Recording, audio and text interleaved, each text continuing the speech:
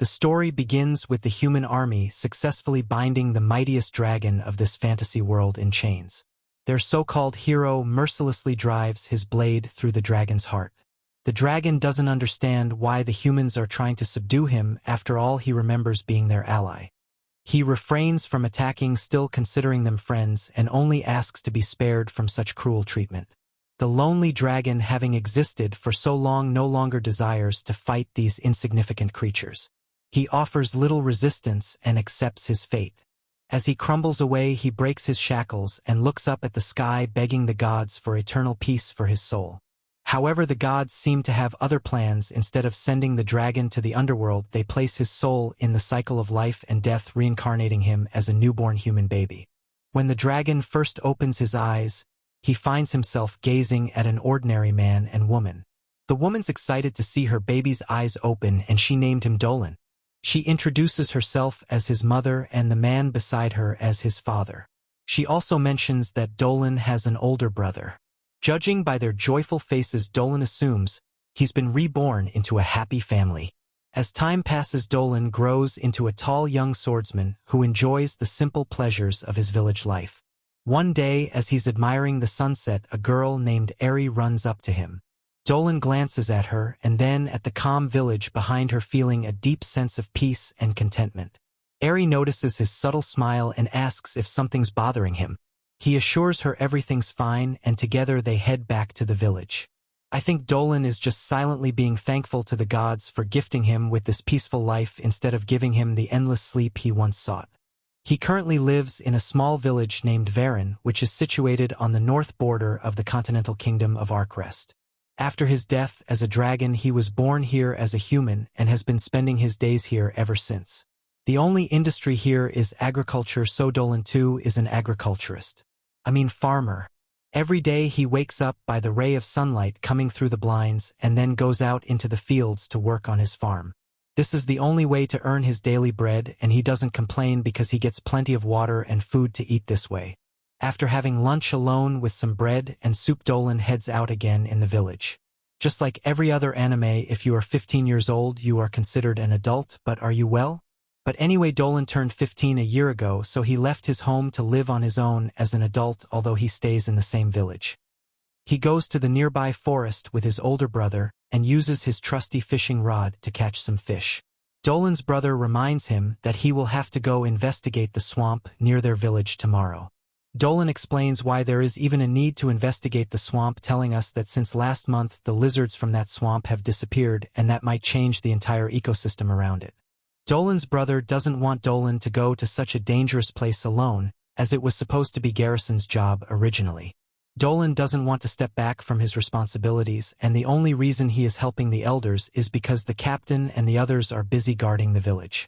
Dolan's brother offers to go with him as he cares for his brother's safety, but Dolan is a grown man at the age of 16 and doesn't want to cause his older brother any trouble. He promises his brother that he will be just fine, telling him not to worry, as he will be only going to the swamp to check out the place and nothing else. He manages to catch loads of big fish and brings back a whole bucket of them. On his way back, he meets up with his two friends Malida and Albert, who become amazed to see the sheer numbers of fish he has caught all by himself. Malida doesn't get why Dolan went out fishing instead of preparing for the investigation. In reply, Dolan claims that he has been preparing little by little for the past several days, and assures her that he will be fine. He also thanks her for helping him by persuading the village chief and the other elders into letting him take this job. Malida thanks Dolan back, saying that he is the one who has always been helping her with her and Albert's training. Speaking of which, Dolan asks both Malida and Albert if they are heading out soon. Malida replies in the affirmative, informing Dolan that they have a meeting about the next training session for the little ones soon and will have to leave the village for it. But Albert tells Dolan to not worry about it and advises him to prioritize his investigation. Dolan takes his leave from his friends and heads back home. He guts a fish and heavily seasons it with salt. While preparing the fish, he tells us about the monsters residing around this village. They are called the bandits, and because this is a far-side village, there aren't enough soldiers around to give protection to the villagers. So the villagers are more or less expected to help each other in protecting themselves. Dolan prepares all of the fish he captured and lets them dry out in the sun. The young girl from earlier Eri comes at his front door, reminding him that today is Dolan's magic practice day. Dolan asks Eri if she came here only to get him, and she gives the excuse that she was just passing by. Anyway, Dolan heads outside and goes to Grandma Lady Meguru's house to train in front of Lady Meguru and Eri. He demonstrates how magic exists in this world. He recites a basic magic spell by saying the phrase "Laws of Power, hear my voice, become an arrow and pierce my foe." Right after he shouts energy bolts, which literally releases an energy bolt that blasts the dummy into bits. Lady Meguru is impressed at Dolan's offensive magic, as she has always been, and commends the boy for understanding the fundamentals well. Dolan gives all the credit to the old lady, telling her that he is only so good thanks to her teachings. Now that his offensive magic training has come to an end, Lady Meguru decides to make him practice magical medicines, which he is apparently worst at. After spending a long time studying and practicing magical medicines, Dolan meets an oddly attractive woman in the evening. The village chief introduces the woman as Christina, a young noble lady who will be staying at their village for the next couple of days. Dolan shakes hands with Christina and immediately realizes that she is someone very strong and skilled. Dolan goes to his parents' house to have dinner with them, and there it is revealed that he has a younger brother named Marco. Dolan's dad suggests Dolan get a wife since he has been pretty lonely lately. Dolan expresses his desire to be single a little longer, and his dad respects it and telling him that he is free to make his own decisions as he is an adult now. Marco mentions the swamp investigation, which worries Papa and Mama, and Dolan ensures all of them that everything will be fine and he will return safely with a great story to tell them.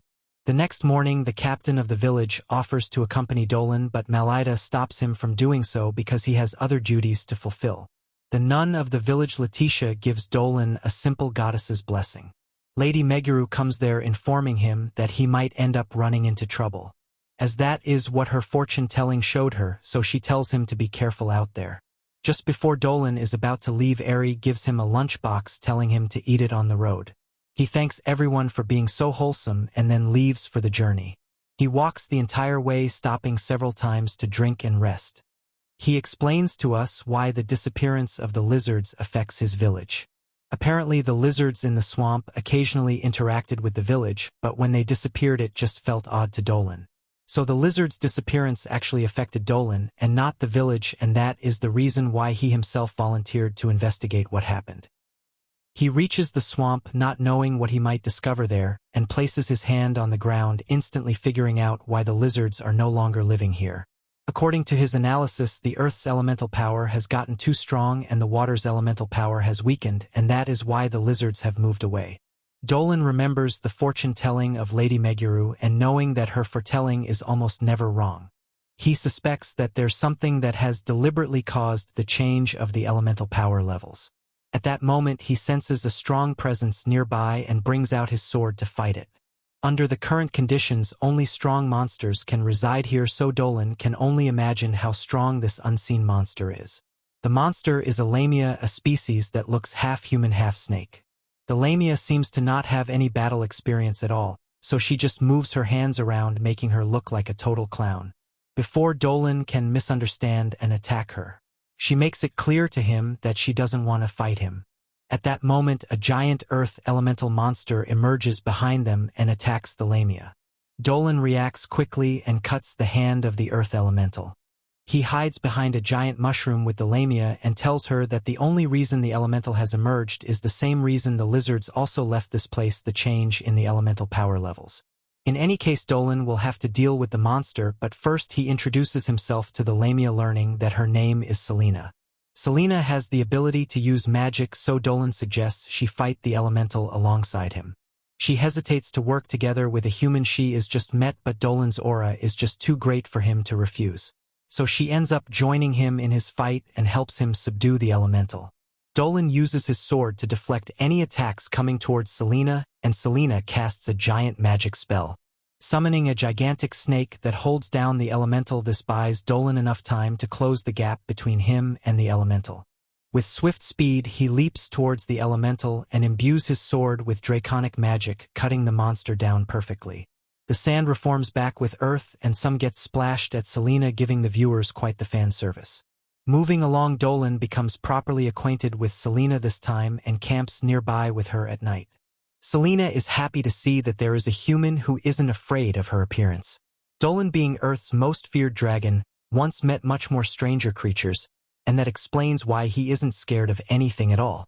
Anyway, Celina explains that the only reason she came to the swamp was to find a husband for herself as she became an adult after turning 17.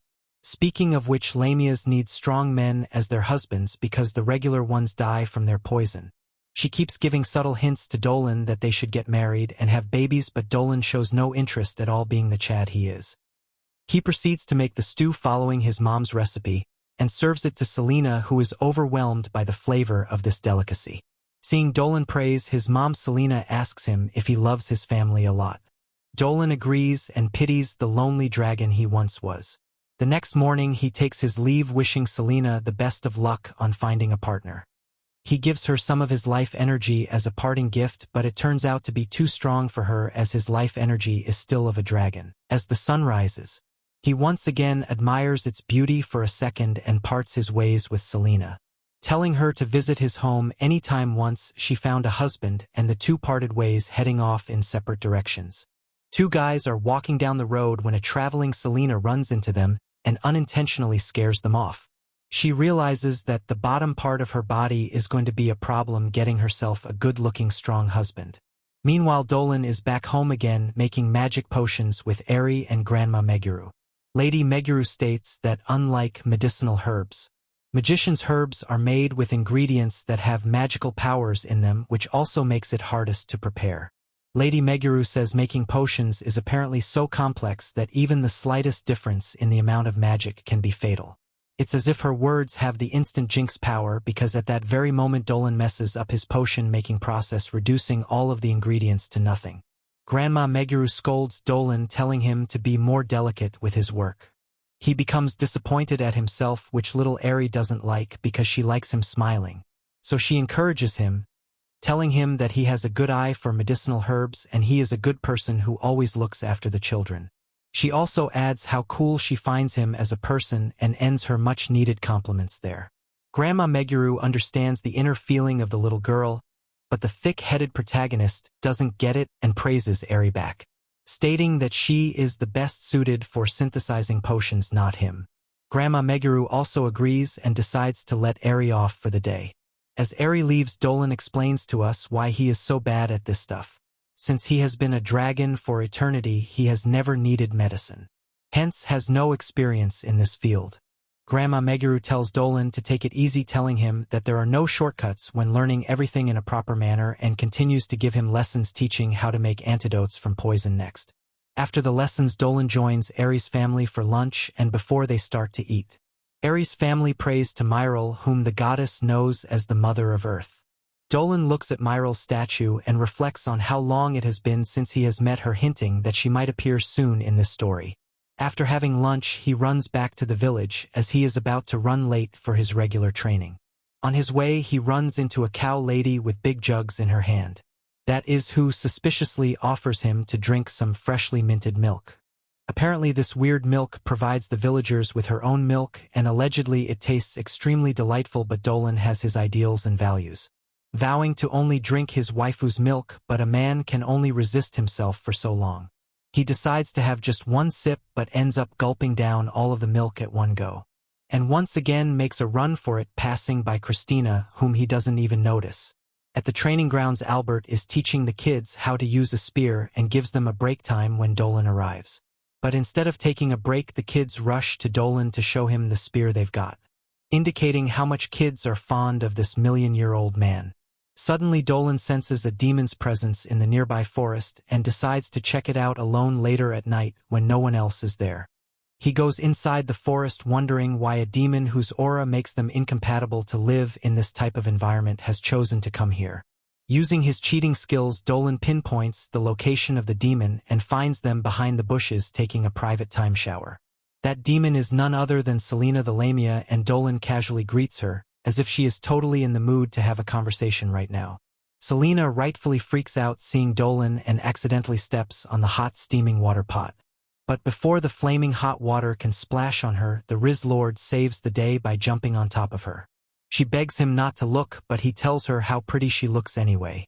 Out of embarrassment, Celina closes her eyes, asking Dolan to at least show her some respect, and close his as well, but he refuses to as he wants to continue enjoying her beauty. She begs him to show some restraint, but the literal savage dragon believes, and I quote, "It is tantamount to a creature's instinct to seek out attractive hot beings. Yeah, bro has crossed the limit now," so Celina justifiably leaves a big red hand mark on the right side of his face, making him understand that he should show more respect to a woman. Anyway, they moved past that, and Celina explains why she is here instead of going the opposite direction, since all humans are scared of her and will likely try to kill her.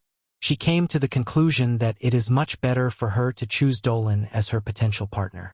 And that is why she did a full 180-degree and came here. Dolan doesn't realize that Celina wants to have his baby, and he ends up asking her to live in his village, telling her that this village people are friendly towards demi-humans and demons, using the cow lady as an example. Yeah, but the cow lady literally pays with her body to continue coexisting with them. But whatever, Dolan convinces Celina to move to his village, further adding that his life would become much more enjoyable if she stayed with him, and unintentionally flirts with her quite a lot. They shake hands to seal the deal, and just like last time, Dolan gives Celina some of his life energy, which she finds quite satisfying judging by her expressions. Now that she has agreed to stay in the village, Dolan devises a plan on how to win over the villagers, as he cannot just bring her there out of nowhere. After Celina drops the next batch of games for the villagers, they call their captain to see it. He doesn't seem pleased about this, since they do not know who keeps bringing them meat. Inspecting the tracks, Malida acknowledges that it doesn't look entirely like a snake's track. Just then, someone reminds them of the shadow of half-human which they saw the night before. Hearing this, Captain Dolan immediately figures out that it is a Lamia. He believes they are a very dangerous species, but wonders why this one keeps leaving its prey behind. Furthermore, he wonders what the motive of the Lamia could be. Shortly after, a meeting of the elders of the village is called to deliberate on the matter. As much as they all believe that the Lamia kind is evil, they still can't figure out why this beast keeps bringing them prey every day. In the midst of their deliberation, Malida stupidly comments on how delicious the fish brought by the Lamia the day before tasted. Immediately she says this, he gets cautioned by Captain Dolan. Just then he suggests that they put together a strike team to hunt down the Lamia. However, since they didn't have many men in the village, the elders think this is a bad idea. Instead, they suggest asking for more men from the capital and are prepared to send out a messenger immediately. Meanwhile, Dolan wonders what they could possibly be talking about. He is worried that there is a huge hatred between humans and demons, which makes it hard for them to see eye to eye. However, he hopes that his plan with Celina will work out. On the other hand, while the elders deliberate, the fortune-teller Grandma Meguru reminds them that the Lamia might not be such a threat like they think, seeing as it has been sending them gifts. She urges them to wait for the results of her fortune-telling before concluding. At that moment, Eri arrives with the results and hands them to Grandma Meguru. After examining it, she reveals that the Lamia has good omen and urges them to be patient in trying to figure out what its main purpose is. Hearing this, Dolan happily runs into the woods to inform Celina about this. Getting to her, he informs her about going ahead with the final phase of their plan, since hostility from the villagers is now out of it. She seems pleased with it and appreciates the help Dolan has rendered with coming up with the plan so far. However, he states that he is only doing all these for her. With one final step to go, he breaks down the last phase of the plan to her. The next morning, Captain Dolan gathers the men and soldiers of the village and informs them about the sighting of the Lamia. He charges them to defend the village and suggests conducting some outdoor drills to make them stronger. While he talks, his son Toro admires how cool he looks and cannot hold back his pride. On the other hand, Dolan thinks this gathering would help the final phase of the plan and eventually lead to Celina being accepted into the village. Amidst this, Celina watches from a distance. She is scared to her bones about this and reminds herself of the plan Dolan had explained to her the night before. Apparently, the plan involved her saving him from a herd of piercing rabbits which inhabit the venue they intend to use for the outdoor drill. Dolan plans to run into the habitat of the herd while Celina saves his sorry ass. He believes doing this would make them see her as a good person. Having remembered the plan, Celina nervously waits for the signal. In a shocking turn of events, while Captain Dolan addresses them, a soldier comes running from within the woods. Seeing him, they immediately assume that he is being chased by the Lamia. Hearing this, Dolan is worried since he hasn't given Celina the signal yet. Also, Celina is shocked to hear about the possibility of a Lamia chasing the soldier, since she hadn't left the spot she was hiding in since. Just then, the soldier reveals that it wasn't a Lamia but an armored bear. At that moment, a large armored bear with red eyes appeared behind him. Seeing it, Captain Balin orders all the soldiers to retreat. While they run away, his son Toro slips, serving himself on a platter for the bear. Seeing this young breakfast, the bear approaches him and is about to slice him up when Dolan runs towards the boy. At that same time, Celina does the same and the two are able to save the boy, but Celina gets injured by the bear. Just then, Celina uses a special power of the Lamia called Evil Eyes to command the bear to go back into the forest. When she does this, everyone is shocked to their bones. Even though she was bleeding, she is bothered about the young boy's well-being and seeks to know if he is hurt. Meanwhile, she was bleeding so much, ignoring that fact. Captain Balin orders Toro and Dolan to get away from her. Although Toro obeyed his father's orders, but Dolan refuses. He reminds the captain that the Lamia had just saved his son's life, but the bald-headed idiot sticks to his belief that Lamia is dangerous. At this point, Dolan threatens not to move away from the Lamia. This forces the captain to begin asking her some questions. After answering them, she begs them to let her stay in the village and reveals that her father is human like them and promising not to harm them. To finalize his decision, Captain Balin seeks Letitia's advice, and she reveals that Celina is indeed good and means no harm. Also, she notices that Celina had kept her eyes closed throughout so that they would not be affected by the evil eyes. Walking up to her, she asks her to open her eyes and welcomes her into the village. Hearing this, Celina is pleased and passes out immediately. When she wakes up, she is led to her new house. Their Captain Balin had provided her with some stuffed toys to make her comfortable. Seeing this, she is so pleased at how it looks. Also, Captain Balin apologizes for doubting her earlier and thanks her for saving his son from the bear. Just then, they all agreed to get to know more about their specific race and live in harmony. Meanwhile, acting like they do not know each other, Dolan and Celina reintroduce themselves in front of everyone. Celina gets along fine with everyone in the village, which puts Dolan at ease as his plan has worked perfectly. He looks up in the sky and gives the entire credit of this fateful encounter to Myril, leaving the viewers wondering who his mysterious goddess friend is. Dolan decides to visit his old friend and releases a large amount of his sealed aura to attain the ability to fly. He then launches himself into the sky and reaches the realm of the gods in his 12-pack dragon form. The goddess Myril welcomes her old friend to her palace, asking him what made him visit her after such a long time. She inquires about his new human life in the living world, teasing him for choosing a peaceful life when he can use his powers to literally change the course of the entire world. After joking around for a while, Dolan gets to the point, thanking Myril for considering Celina as a good person, revealing that Myril greatly influenced Sister Letitia's judgment, which helped Celina gain everyone's trust. Anyway, Dolan asks Myril how she found out that he had reincarnated as a human. Yeah, she's a god, so she can do anything and everything with her infinite powers, but bro is too dumb to understand that, so she gives him the simple answer, saying she had felt his spirit in the prayers of the people. His prayer was filled with joys of life, which caught Myril's attention, leading to her discovering that her old friend had reincarnated as a human. Myril mentions how gloomy Dolan used to be back when he was still a dragon, and is now glad to see he has found a place where he can easily fit in. Speaking of the past, Dolan recalls his dying moment when the hero's sword pierced his heart. He claims that he didn't feel any pain nor any despair of death. He only sensed his weary eternal life coming to an end. But now, as a human, he has found a sense of excitement again. Although humans' lives are short, their lives are extremely beautiful. Whereas a dragon's long-lasting eternal life inside a cave is pretty dull. Having lived for almost 20 years with humans, Dolan's life is dazzling as well, and Myril, the goddess, is happy to hear that, since recently she has started to feel and sense the joy of Dolan's soul and heart,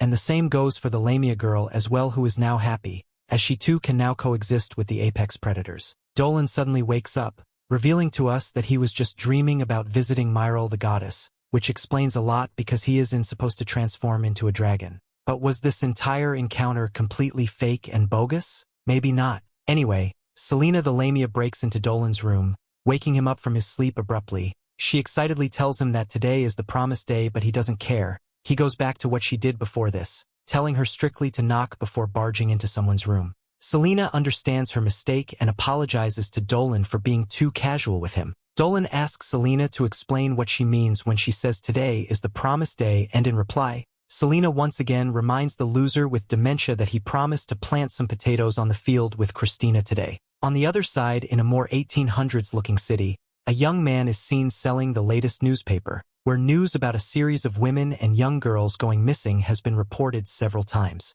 At a distant castle, a woman knocks on the blonde door, and the angel statue placed on the door opens her eyes, welcoming the woman to the blonde's private chambers. The blonde elven woman is seen having many pixies or fairies as her assistant, but that's not important. The woman has brought some mail addressed to the dean and hands it to the pixies, who then hands it to the dean, who is an elven blondie. Apparently the letter is from Christina, who in the letter has shared her experiences spending her days living in the countryside village. According to Christina's report, combat training at the village is practiced on a daily basis. Since the villagers don't have any soldiers from the capital guarding their homes during emergencies, they are left with no other choice but to protect themselves by learning how to fight. The elven blonde continues to read the letter where Christina narrates specifically about the day when she herself participated in a combat training session and fought against Malida. Malida took a harmless duel too seriously and went into full power mode. However, she still failed to land a single hit on Christina,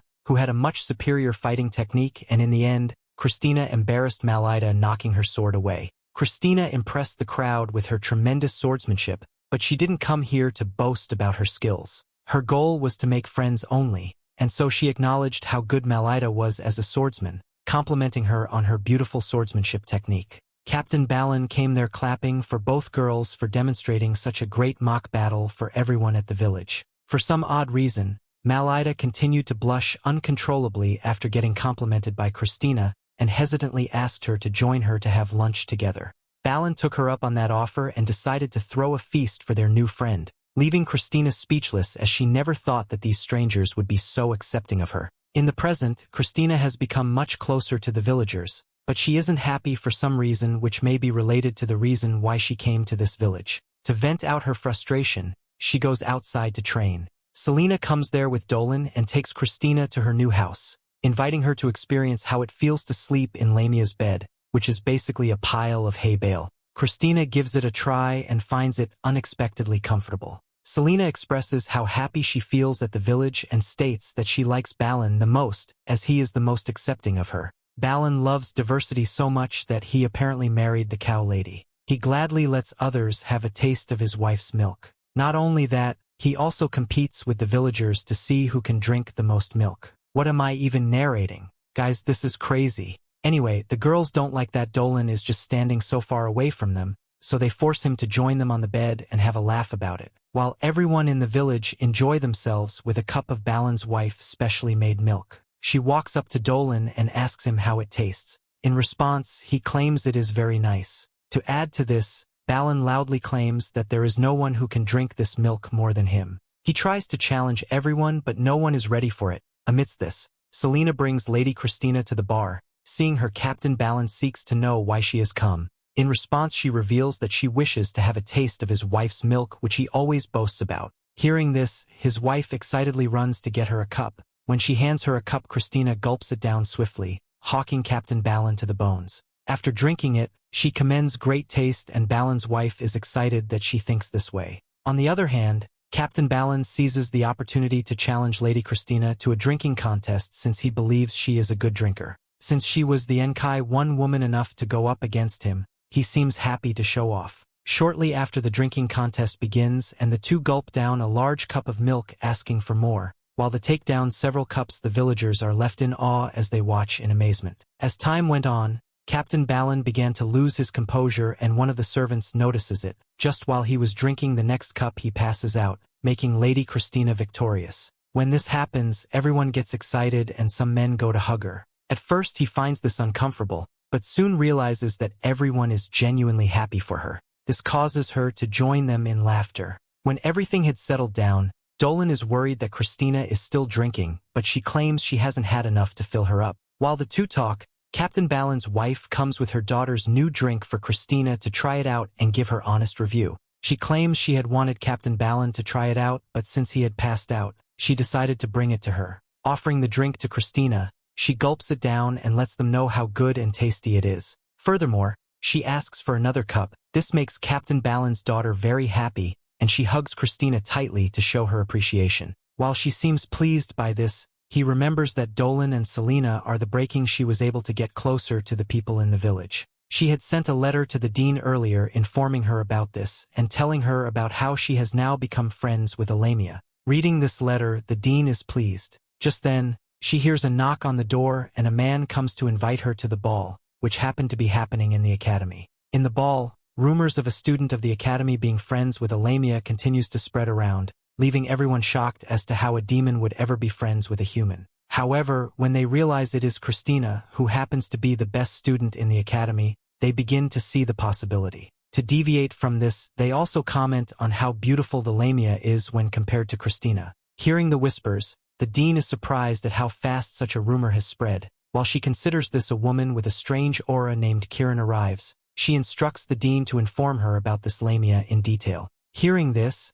she is skeptical about why a woman such as Kieran, who happens to be the witch of the Governor-General, would be interested in the Lamia. In response, Kieran blurts out the need to not underestimate the Lamia. She wonders how a demon as powerful as a Lamia would stoop so low as to live with humans. Just then, she is reminded about the case of the missing person which still remains unsolved. This, she claims, is her reason for asking, since she doesn't want any more tragedy in the land. As much as the dean acknowledges the dangers happening lately, she informs Kieran about how kind-hearted Lamia is. Furthermore, he informs Kieran that the goddess of the land has given a revelation through her oracle to allow the Lamia alive with them. Even though Kieran has no issues with all these, she believes that the Lamia should still be summoned to the capital. In order to do so, she instructs the administrator of Verun Village to go and bring the Lamia to the capital. In the village, we see Dolan, Celina and Christina spend their time farming. While Celina seems to be doing well, Christina seems too aggressive with her farming. While the three doing this, one of the soldiers comes to inform Dolan about a happening at the village gate. On getting there, they meet the villagers gathered with the village chief in panic mode. Just then, the beardless dummy from before orders his soldiers to surround Dolan and Celina. He introduces himself as Gorda, the administrator of their district. After that, he accuses Dolan of inviting a Lamia into their land. When Dolan agrees to this, the priestess steps forward to inform him that the goddess has revealed that Celina is not evil. Even though he claims that he doesn't question this, he reveals his intention and will to make sure every potential danger is ended before they can grow. Watching him say this, Dolan wonders what he could possibly want. At that moment, he reveals that he wants to take Celina to the Governor-General in order to figure out if she is actually good or not. Not wanting her to go alone, Dolan offers to go with her, and Gorda has no issues with this. While they leave, Christina is worried about them. She decides to head back to the academy and ask the dean about this. To get there, she uses her speed powers and runs as fast as she can to the academy. On the other hand, Dolan truths to make Celina as comfortable as possible and assures her that there is no need to worry. His words keep her calm as they continue on their journey. Meanwhile, Christina finally gets to the academy and asks the dean about this. In response, the dean informs her that Gorda wasn't the one who summoned Celina, but it was in fact Kieran, the witch, who thinks that Celina is dangerous. Later on, Dolan and Celina finally arrive at their destination. Dolan and Celina are led to the Government General Mage's mansion, and Kieran has the fakest smile imaginable on her face as she is introduced to Celina, but she wasn't expecting any other visitors, so she asks who Dolan is. Dolan explains that he's a friend of Celina's, and he took it upon himself to accompany her here. Kieran says she doesn't mind the extra company, but the two of them must be hungry after such a long journey, so she invites them to come inside for some dinner.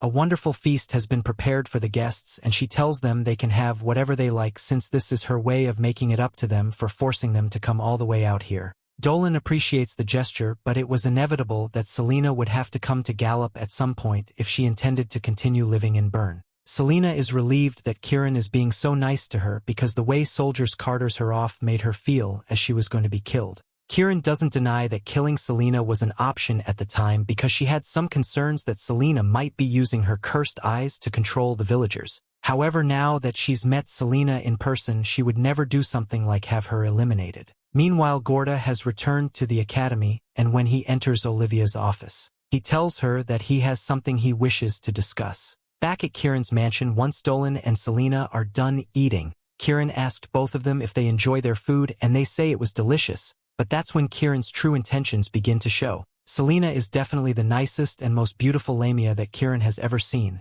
not to mention that curvy tail of hers, which is why Kieran drugged the food and intends to try out every inch of Celina's body in more ways than one. At the academy, Gorda fills Christina in on the details of what's going on, and it involves the reports of women going missing in this region. Christina is adamant that Celina had nothing to do with that, but Gorda is already aware of that. The one who is really behind it is a certain mage who has been alive for over 300 years now. This mage survived so long by kidnapping young women and taking over their bodies, and now she's taking an interest in the body of a certain Lamia. Christina realizes that the mage in question is Kieran, and that means Celina must be in trouble, so she says they have to hurry over there and stop Kieran before she goes through with it, and while Olivia doesn't like the idea of Christina getting involved, but they could use all the help they can get, so she agrees to bring her along to assist. Back at Kieran's castle, she's laid Celina out on the table, and she's so excited to begin dissecting her for her sick, twisted reasons. However, before she could begin, Dolan interrupts and tells her to stop. Kieran is confused because that drug should have kept Dolan knocked out for at least a whole day, and she's sure she didn't mess up the drug dosage. Yet Dolan is active as ever, casually rips off his restraints. He never says that the magic circles on the floor all weak of blood, so Kieran must have been doing this for a while now, and he wants to know how many people she's killed. Kieran doesn't answer his question because she's still wondering how he's unaffected by her drug, so she throws her scalpel at him and accuses Dolan of not being human. Dolan dodges and reiterates his question, so Kieran tells him she doesn't know because she stopped keeping count of all the people she killed after she passed 100. Dolan is disgusted by how proud she is of that statement, so he asked her if there was even a reason to kill that many people, and Kieran believes she had a very good reason because she wanted to accessorize. Everyone possesses something beautiful, so she just decided to take the beautiful things from all the other people and put them in herself. The magic for it is technically forbidden, and Kieran had to make a few deals with the devil for it, but it was all worth it for such a fabulous body. Her arms are from an Arachne girl, her legs are from a thick-beat girl, and her flawless skin is from an elf, and she's been happy with the way she looks for a while. But now that she's seen Celina's beautiful body, she thinks it's time to switch things up a bit. Dolan thinks Kieran is messed up in the head, and he's not wrong because Kieran has no intention of apologizing or changing her ways, so redemption is out of the question. Celina heard the whole conversation, and she's equally appalled by Kieran's actions. Kieran must have tricked a lot of people with her fake kindness when they came to her for help, and she calls her out for doing such a terrible thing. But Kieran still feels no remorse whatsoever because the pursuit of beauty supersedes all in her eyes. Celina says Gorda was right about Kieran, and this surprises Kieran because she thought she had hidden her actions from Gorda really well, but it turns out that she had underestimated him. Before Dolan and Celina arrived here, Gorda informed them of Kieran's misdeeds. If he could prove it, it would certainly be enough to override her power as government general and take her down, but they needed concrete evidence. Which is why Dolan and Celina tricked her into monologuing so they could record the evidence needed, and now there's no doubt that Kieran is evil. Dolan calls Gorda and the others since they've been waiting outside for a while now. Right on cue, Gorda, Olivia, Christina and some guards bust into the room, and Gorda orders his men to capture Kieran immediately. Kieran plans to frame Celina for all the missing girls that were used in her beauty experiments, and then she would claim that she had to kill Celina for the crime so she would be free to use Celina's body as she wished. Olivia and Christina can't believe Kieran would go so far just for the sake of beauty, but Kieran says they would never understand because they don't know what it's like to lack beauty. Ever since she was a child, Kieran had been fascinated by beautiful things, and she wanted to be beautiful just like the things around her. But one quick look in the mirror shattered her dreams because she was so ugly that the animators couldn't bring themselves to draw her face. After coming to this realization, she took the next logical step and decided to steal a face off the first pretty woman that walked by. Piece by piece, Kieran stole the body parts of all the beautiful women of the land, and her unspeakable cruelty was so impressive that she received funding from a demon to expand her operation and continue her unethical experiments. She became addicted to improving her body, and she's sure that someday she will achieve the pinnacle of beauty if she continues her research, so she isn't letting anything get in her way. She reveals her true form, and not that I agree with her, but I can see why she was so desperate to change her appearance. She attempts to grab Celina, but Dolan reacts quickly and carries her to safety. He's never seen something like this before, but it looks like all the fusions Kieran made, coupled with the fact that she made a deal with the devil, led her to become this mismatched monstrosity. In the face of such horror, the guards lose their nerves. so they become liabilities and Celina is forced to use their cursed eyes to stop Kieran before she can hurt them. Celina is able to keep her frozen for a while, but eventually Kieran breaks free and attempts to grab Celina once more. However, this time Christina steps in and chops off a bunch of Kieran's fingers. There are very few things that Christina deems unforgivable, and hurting her friends is at the top of the list, so she's fully prepared to kill Kieran. She charges forward and begins slashing away at Kieran's body, but before she can do any fatal damage, Kieran becomes defensive and casts powerful dark magic to keep Christina from coming in closer. Kieran's power as a mage is truly terrifying, and there's not much Olivia can do to help in this situation because she can't summon spirits to help while they are underground. However, Dolan tells her that there's no need to get involved because he can handle things from here. While they have been keeping Kieran busy, he had been drawing some magic circles on the ground, and now that he's done he is ready to take Kieran out so Christina and Celina back off and let him work. Before he starts though, he wants to know if Kieran actually feels happy after all the lies she's taken to attain her beauty, but Kieran doesn't believe happiness is necessary as long as she chooses true beauty. Unfortunately, beauty will always be out of reach for her as long as her soul remains tainted by her wicked desires. There is no saving her, so Dolan casts a celestial javelin spell and surrounds Kieran to make sure she can't escape as she's torn shreds. After that was done, a few days passed and both Dolan and Celina were required to wait in the mansion until Gorda could deal with all the aftermath. So Dolan passes the time by helping Celina study human language. She really doesn't like having to study, but if she's going to continue living in human territory, she's going to need to learn how to express herself properly to humans. Just then, Christina comes in to pay a visit and she asks how Celina's studying has been going so far. Celina says her head hurts, but she's able to read at a decent level now, so she's making good progress. Christina tells Celina that she's doing a good job, but Celina finds it much more impressive than Christina has the strength to run all the way to this mansion every day just see them. However, today's a bit different because Gorda and Olivia have come to see them as well. Once they get inside, Gorda apologizes for not coming to visit earlier, but he has been really busy dealing with all the trouble from the Kieran incident. He also wants to apologize for getting Dolan and Celina mixed up in his plan, but Celina tells him he has nothing to be sorry about since it all worked out well in the end, especially since they were given antidotes ahead of time to make sure Kieran's drug wouldn't be effective. There's also one other thing Gorda want to mention, so he pulls out 2 pieces of paper and hands them to Celina.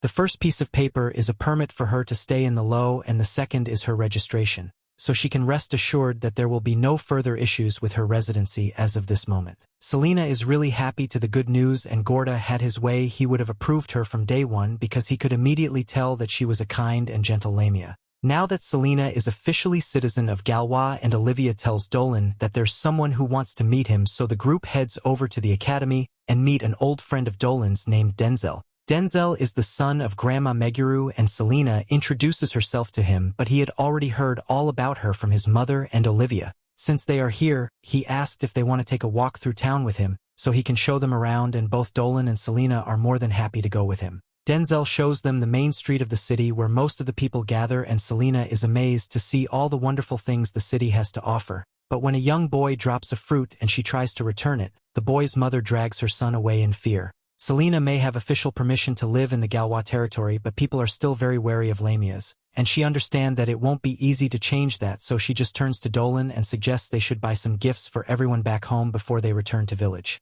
Once they are done with shopping for the day, Dolan says goodbye to Denzel, but before he leaves, Denzel and Olivia extend an invitation for Dolan to join the academy. When Olivia saw Dolan's magic capabilities, she felt it would be a waste if he couldn't going to use it to the fullest, and she thinks the academy would be the perfect place for him to reach his full potential. She also got a glimpse of his soul, so she knows he's a reincarnated dragon, and if he wants to protect the village has come to love, then it would be best if he expanded his knowledge for their sake. Dolan says he will think about their offer, and Celina is a little saddened since this might mean he will be leaving here soon. On a ride back home, Christina asks Dolan if he is going to accept the offer to go to the Magic Academy, and he admits that it was certainly tempting, but he doesn't want to leave village behind. He asks Christina what she thinks, and she tells him that while she thinks Burn Village is a wonderful place, there is a limit to how much can be learned in such a small village, so Dolan starts thinking that it might be a good idea to go to the academy after all. While Dolan and the others head back to Burn,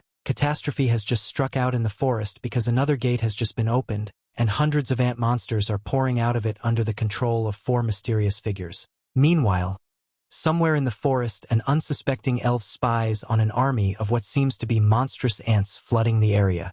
Within the shimmering portal, they pour out of stand for mysterious figures. The poor elf guy's gruesomely cut down by one of the giant ant monsters, and Link from the Zelda games arrives to find that his friend has no life in his body. He wasn't the only one, as in the aftermath of the attack many other elves have been slaughtered by the demons. A sight that shocks the two scouts to come upon this scene.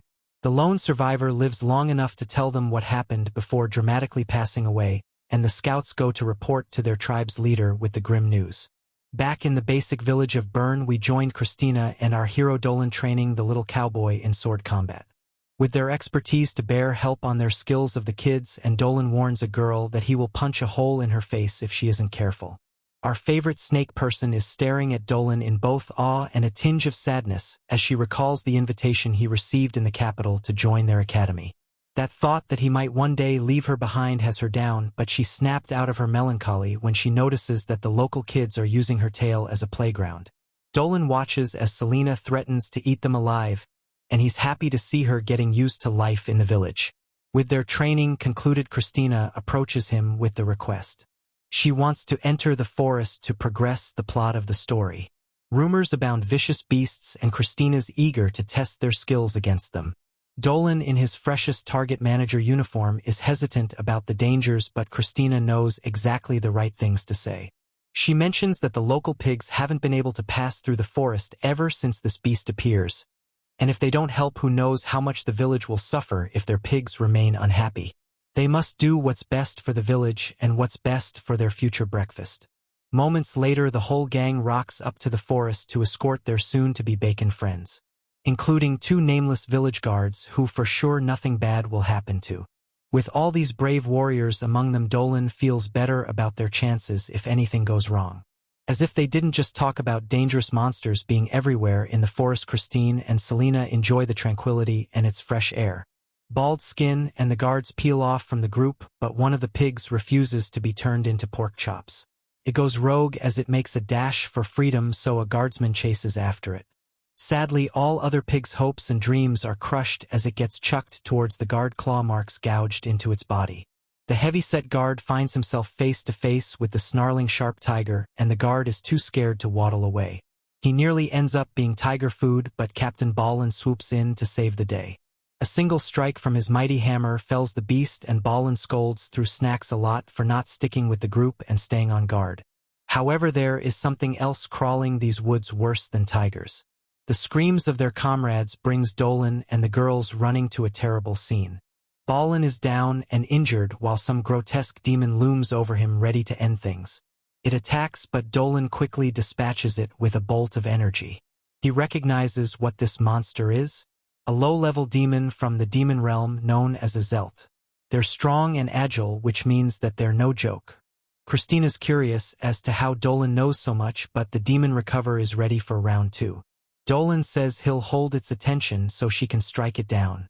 With another cornea incantation, Dolan releases a blast of energy that stuns the demon, and Christina comes in to give its head a vacation for the rest of its body. The monster is defeated, but strangely Dolan asks this demon's true identity be kept a secret from the others. That night, the elder with eyebrow so heavy he can't even open his eyes assembles the town leaders to discuss what has transpired, and everyone is concerned about Dolan. The tiger was bad enough, but now this new unknown threat has them all on edge. If it was strong enough to beat their Vin Diesel look-alike of a captain, then Verun Village is in real danger. The other side piece, Grandma Meguru, arrives and reports that Dolan will be fine. She does have bad news though: Dolan will never grow his hair back. Also, whatever cut Dolan is no ordinary creature. Dolan asked her what she thinks is going on in the forest, but the old badge response is simply that this is what happens in life on the frontier. Weird, horrible stuff happens, and it's best to let nature run its course. Dolan isn't pleased with her plot-stopping answer and asks that he be allowed to go investigate the forest immediately. Grandma Meguru has got a bingo tournament to go to, so she just agrees, but not without making sure he has backup first. Both the knight and the Lamia volunteer, but the chief nearly breaks his spine getting up. He is horrified by the idea that Christina putting herself in so much danger, especially after he promised to guarantee her safety to Gorda and the academy. That leaves beast girl Celina, whose magic will certainly be useful if trouble arises. The heroic Dolan is against it at first, but Celina wins a staring contest against him, and he is convinced of her skills.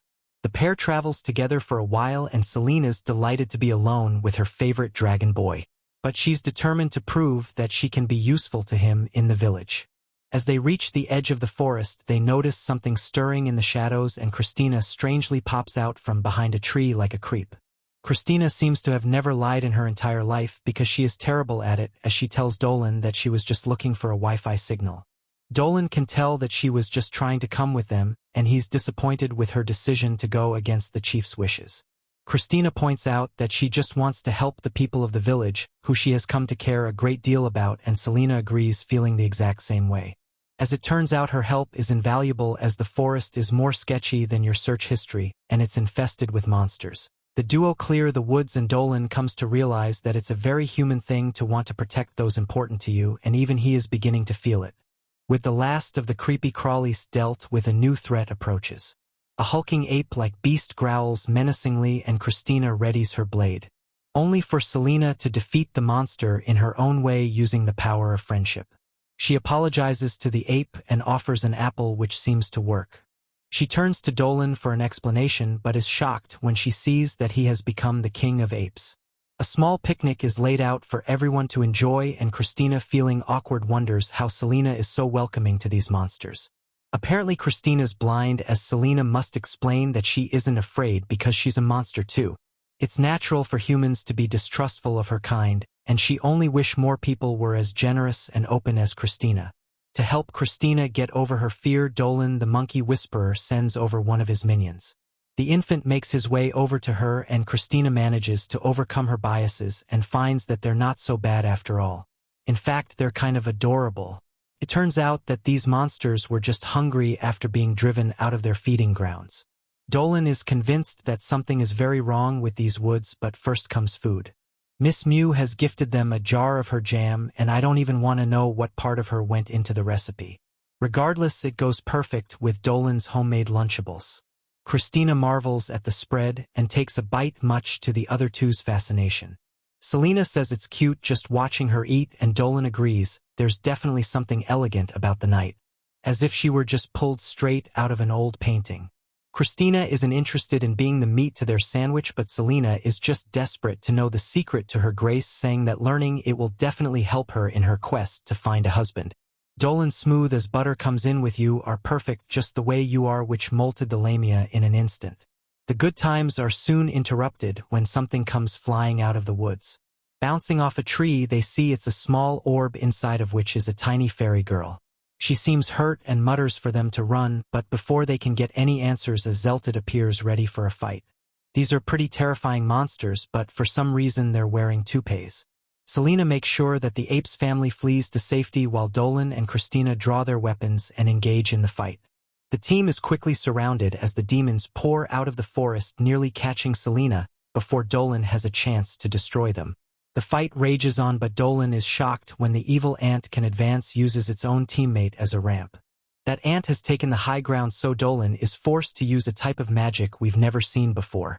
Though he's regretful to do so, Dolan transforms like the Hulk if you were just kind of angry, and one of his arms becomes massive. With such power, he easily manages to defeat the demons.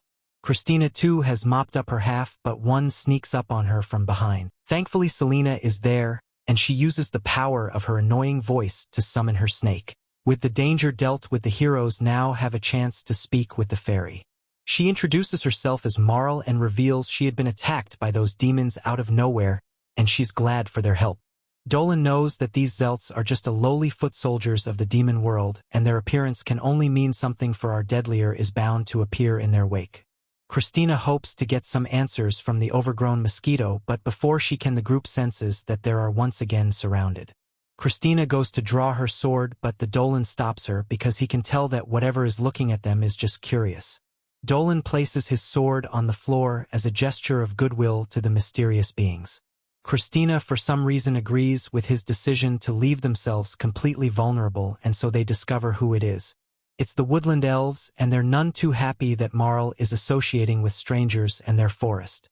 Unsurprisingly, Legolas and his buddies don't take kindly to outsiders in their forest, but when Fairy Marl tells them what they did for her, his tone changes a little. Meanwhile, Celina tries to look as intimidating as possible with their eyes closed. She uses her brilliant deduction skills and determines that this must be the elven forest. Dolan tells the girls that things will be okay because the elves aren't there to fight, but he still tells him to get behind him just in case. The leader of the elves shocks the trio when he bows his head and expresses his gratitude for helping. This guy then goes right back to reminding them that they don't belong in forest, and he demands to know why they're here. Dolan reveals what's been going on and explains that they've been searching for answers. He even apologizes for barging into their forest unannounced, but the fact remains that the elves want them to leave because it's really dangerous. When Dolan mentions the demons, their leader Geo tenses up. The monsters have invaded home and the elves have been fighting for their lives ever since the demon army showed up. He ends the conversation abruptly and turns to leave,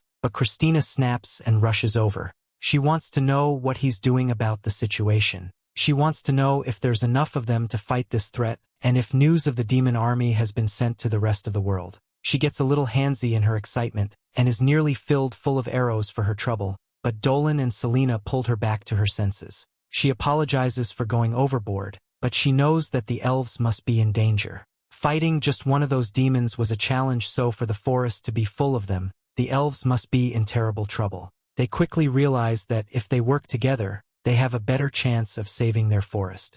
Hearing this, the elves realize that they're dealing with some stand-up people, and this Dolan guy can't be that bad if he's managed to get these feisty girls in his harem. Marl explains to everyone that not only are they friendly, but they managed to beat back the demons as well. Dolan wasn't sure about the little fairy at first, but now he's grateful to have her tiny but powerful personality on his side. Given what he now knows, he understands that there must indeed be a demon gate somewhere in this forest. If it's open and spewing out demons, then someone is controlling it and it's Zelt. He must close it before it opens fully, because if he doesn't, even more powerful monsters will come out of it. Dolan stops that negative mentality and reminds himself that he will just destroy any powerful monsters that threaten this world, even if it means that people will find out about the dragon soul inside of him. Even if his peaceful life in the village is ruined, he vows to stop the evil army, no matter the cost. Dolan then proposes a team-up, but the elven leader is hesitant. Luckily, his much smarter sister comes in and reminds him that his people need all the help they can get.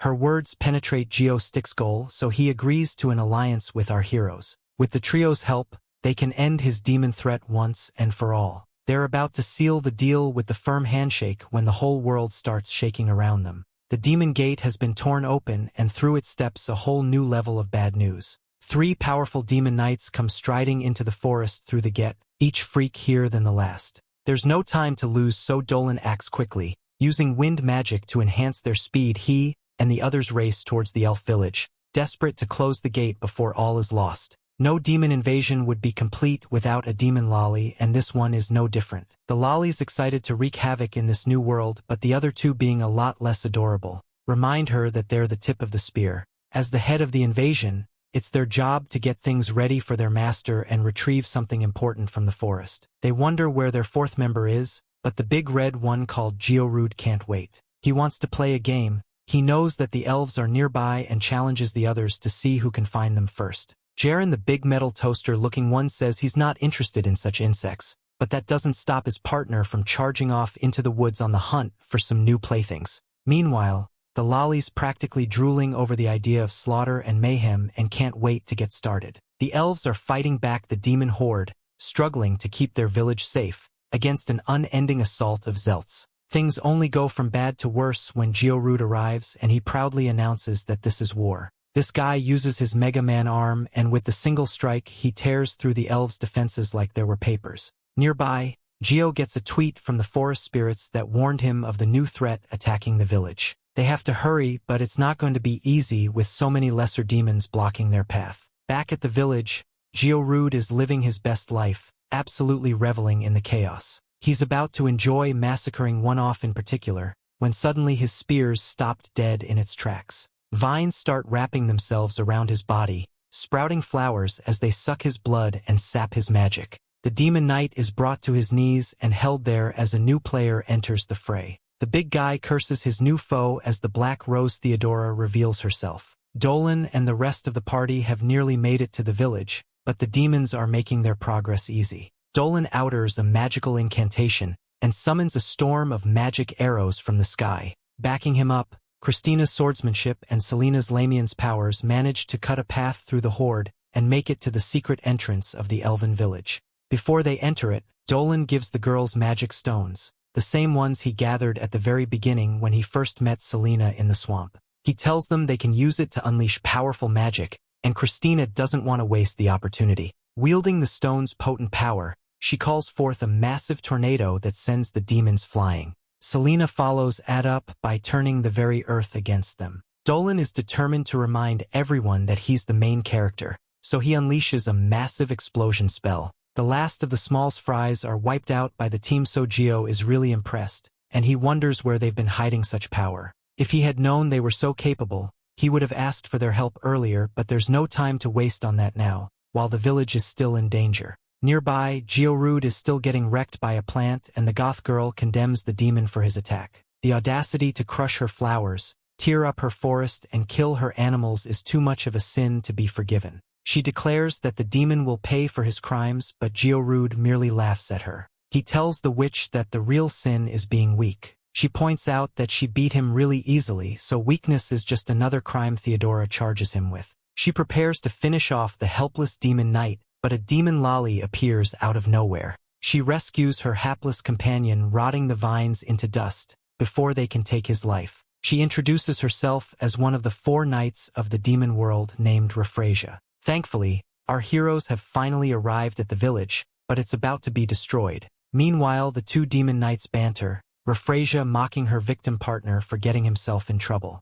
The big guy insists that he didn't need her help, but the truth is he would have been plant food if she hadn't shown up when she did. Theodora says that she doesn't care if there's 1 or 100 of them, they're all going down. She summons the spirits of the forest to unleash one final spell to finish off the demons, but something is wrong. The spirits aren't answering. As petals begin to rain down from the sky, Refrasia laughs and reveals that on her way here, she noticed the flowers were blooming across the forest. Naturally, she took her time torturing and destroying each one like a lunatic. This flower-hating menace even makes fun of the way the 4 spirits screamed and begged for Theodora to save them while the demon tormented them. With her friends and allies torn apart, Theodora's weakened and enraged. She attacks the demons in anger, but they easily avoid the vines. As the demon lolly continues her crazy person mockery, raising a magical shield, Refrasia reveals that she too was a powerful spirit, just like the one she tortured but from the demon world. With her decay magic, she is Theodora on the ropes, but the Black Rose isn't giving up. She counters with more vines, and Refrasia is amused routing them just like the others.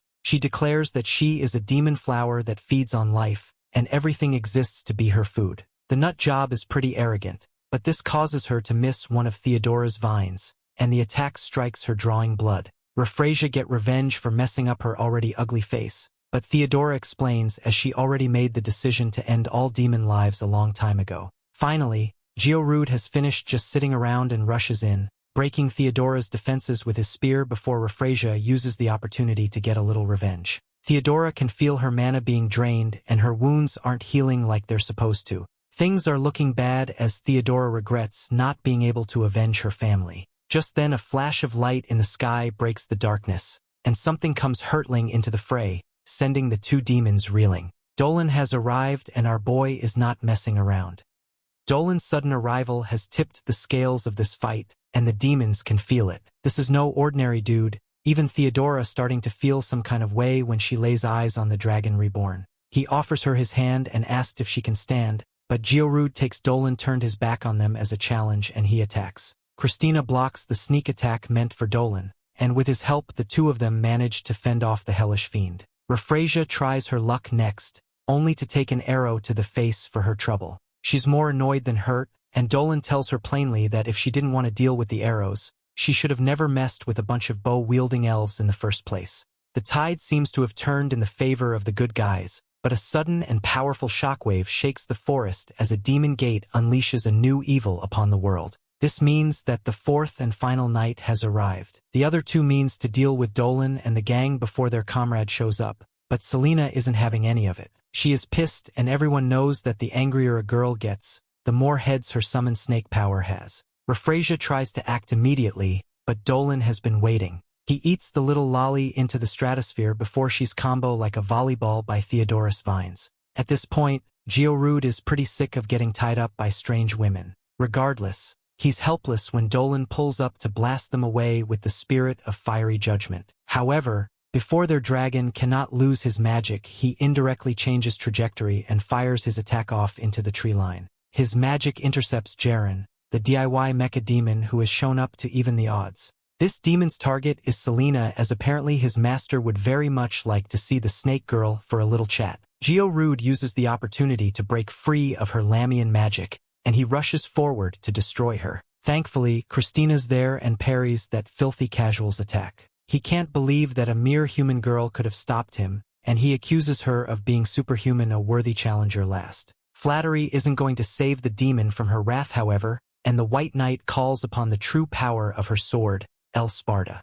Georude is so slow that she has no problem maneuvering him and driving her blade into his glowing weak point. Meanwhile, Celina turns her attention to the metal monstrosity and says she'll handle this one. With her earthen magic, she manages to pin him down so her Lamian curse can reach its mark. Jaren merely shrugs off her attack like it was nothing more than a brisk wind. He demands she try again, and Celina answers his taunts with her coiling serpent, but no matter what she throws at him, nothing seems to faze the monster. Jaren seems almost disappointed, and her inability to finish them off, but before he can do any harm, Dolan slides in and delivers a brutal uppercut to his shiny guy parts. Dolan declares that this battle is all but over, but the truth is that it has only just begun. Things go from bad to worse when the mighty demon George arrives on the scene with the superhero landing. At this point, the elves have managed to fight off the lesser demons, but the good news isn't enough to make Geo any less afraid. The powerful aura radiating off this new armored foe is staggering,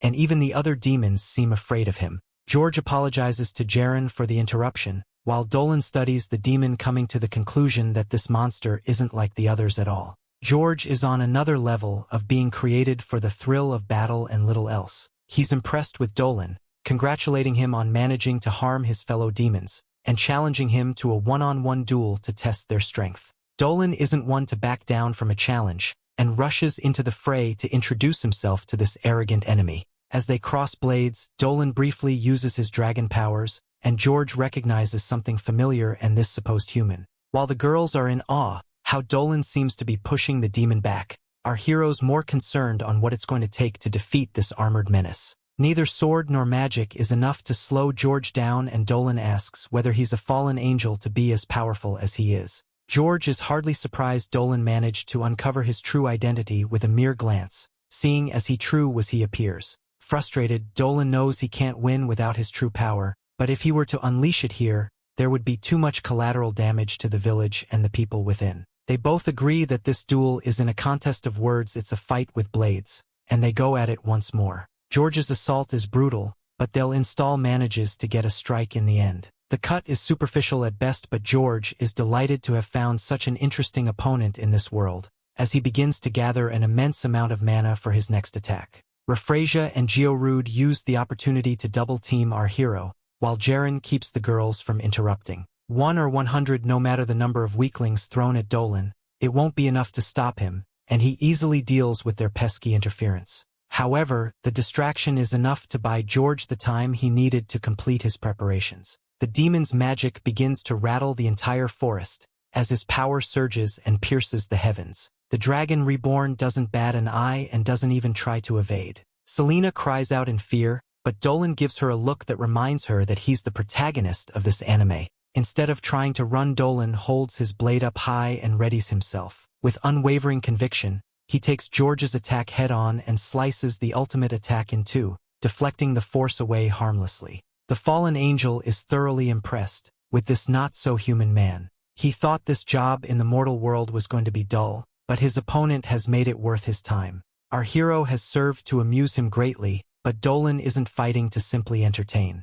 That's when George notices where Dolan's attention really lies, with the puny mortals he's trying to protect. He realizes the Dolan cannot fight him at full strength without risking everyone around him, so the demon proposes something out loud for all to hear. He calls out to the elves of the forest and gives them a simple choice. continue to struggle in vain against an enemy that can never hope to defeat or join them and live. In 3 days' time, the demons will return to this village, and on that day they must choose between mercy and ruin. The other 3 knights are really disappointed to hear that they're leaving before they can finish the fight, particularly Verun, who tells Christina he will never forget this humiliation she's brought upon him. Christina, for her part, already doesn't remember who he is. Refrasia warns she'll be back for Theodora, but the Goth witch vows to avenge the forest for all the wrongs that demon thought has caused. George reminds him that they'll be back in 3 days, and Dolan says he'll be waiting. As George and the others depart, the demon knight can't believe he actually went up against the dragon face to face.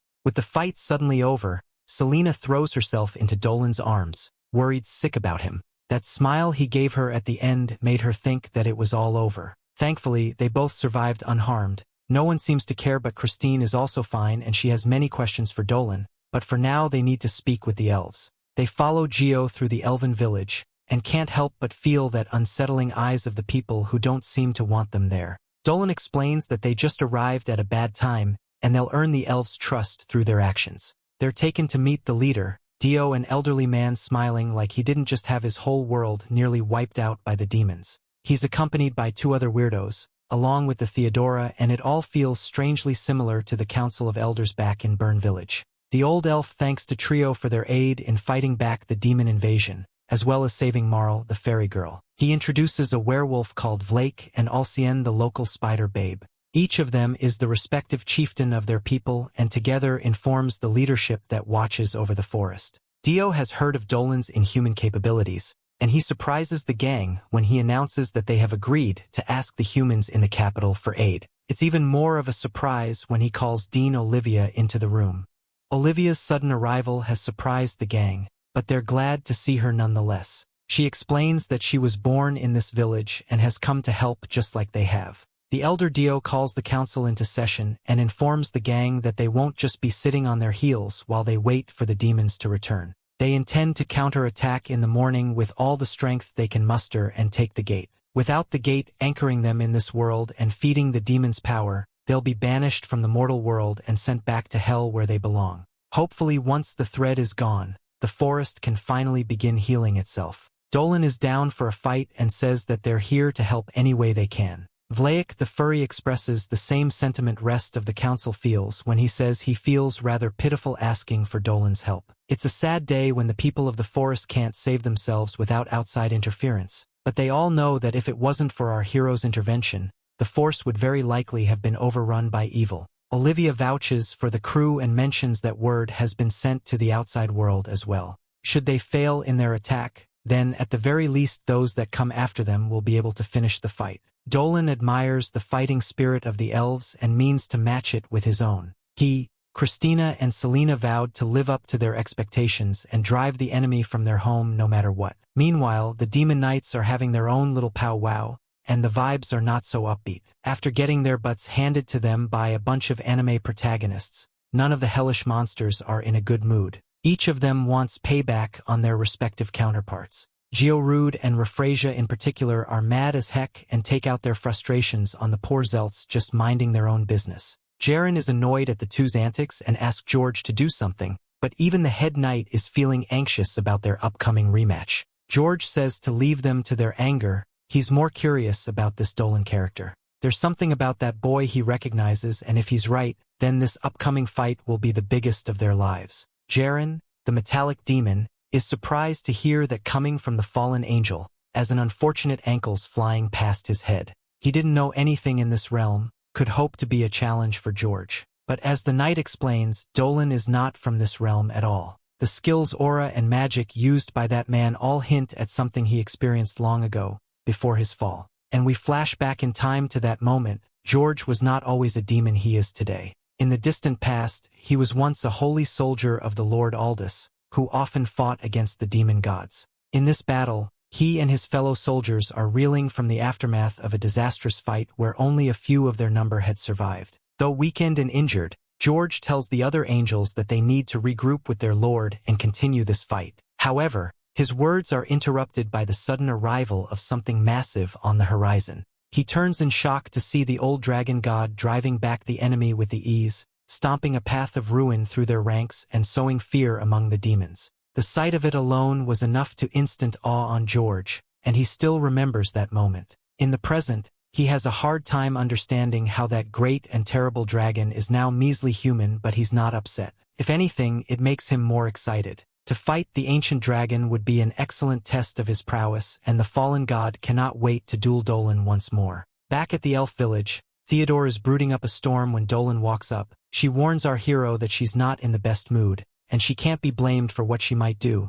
if he should carelessly approach. Dolan says he just has a small favor to ask, and when Theodora turns to snap at him, she realizes he's not right next to her. Having taken her words literally, Dolan made sure to approach her as carefully as he could, so much so that the goth babe didn't even notice a move. Theodora says that he's quite a weirdo, and the dragon Reborn admits that he gets that a lot. More importantly, however, he knows that she's still hurting from the wounds Raphrasia gave her during the fight. Slightly annoyed, Theodora reveals that she'd been walking around with the horrible injury this whole time, like it was nothing. Dolan explains that he's going to heal her by pouring his spirit juice into her, and it would be better if she didn't resist. To Theodora's surprise, that actually works, and she wonders out loud if he's even human. She goes on to lament the fate of the flower spirits that the rout Raphrasia hurt and blames herself for not protecting them better. What the demons did was unforgivable, and is the one who survived. It's up to her to avenge the flowers. Dolan asks if he can help the flower lover, and Theodora's cold gothic heart warms a little at his kindness. Everyone chatting over some flower tea, when Dolan joins them for a bite to eat. Dolan enjoys the meal and says he could definitely more of this. Theo was glad and makes a bit of fun of Christina because she managed to devour everything in an instant. Celina wants to know the White Knight's secret, asking how she manages to keep everything she eats from going to her waist and instead seems to send it all to her chest. Theo, on the other hand, being built like a brick wall, is jealous of them both. The girls notice that Dolan is staring and they call him out for it. Our boy was just trying to enjoy his meal, but smooth as always, he tells the girls that none of them have anything to be envious of. With dinner done, the group decides it's time for rest, and Celina offers to take Dolan's dishes for him.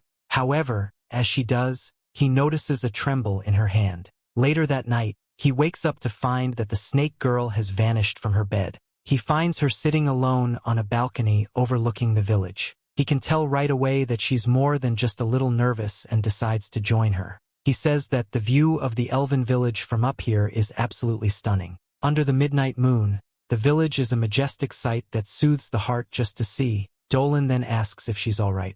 After the battle with the demons, Celina has been acting strange and he wants to know if she's afraid. Celina explains that she's not really afraid of the demons, but it's pretty complicated. She thinks back to the moment she had one of them in her grasp, but couldn't bring herself to destroy them. Even after everything the demons did, even though she knew they were pure evil, she was too weak-willed to actually finish off the enemy when the time came. She feels ashamed for being a bad Lamia, and she wishes she could change. Dolan comforts Celina by saying that he once thought all Lamia were cold-hearted creatures until he met her. Dolan hopes she doesn't have to change now when he likes this kind and gentle version of her so much. This smooth-talking dragon already has her blushing, but he takes the cake when he gives her gift on top of it all. It's a small magical stone that glimmers in the moonlight. Celina can feel a tremendous amount of power coming from it, and Dolan explains that it's a special charm.